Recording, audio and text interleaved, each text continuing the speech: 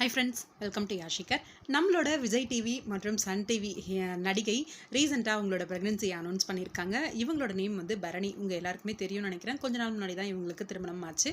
ரொம்பவே விமர்சையாக அந்த திருமணம் நடந்தது. அதோட பிக்ஸெல்லாம் கூட அப்லோட் பண்ணியிருந்தாங்க.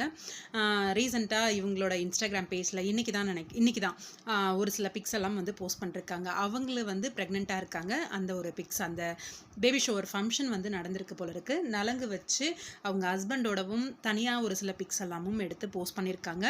Little love growing inside a bundle of joy on the way அப்படின்னு சொல்லி ஒரு கேப்ஷன், பியூட்டிஃபுல்லான ஒரு கேப்ஷன் வந்து கொடுத்துருக்காங்க. ரொம்பவே அழகான அவங்களோட கணவரோட எடுத்துக்கிட்ட இந்த புகைப்படங்கள் எல்லாமும் ஷேர் பண்ணியிருந்தாங்க. இவங்க விஜய் டிவியில் வந்து தென்றல் வந்து இணைத்துடும் அப்படிங்கிற சீரியலில் ரொம்பவே சூப்பராக நடிச்சிருப்பாங்க. பவித்ரா ஜனனியோட அன்னி கேரக்டர் வந்து பண்ணியிருப்பாங்க. அதே போல் சன் டிவியில் புன்னகை பூவே அப்படிங்கிற ஒரு சீரியல் போயிட்டுருக்கு இல்லையா, அந்த சீரியல்லையும் இவங்க நடிச்சிருக்காங்க.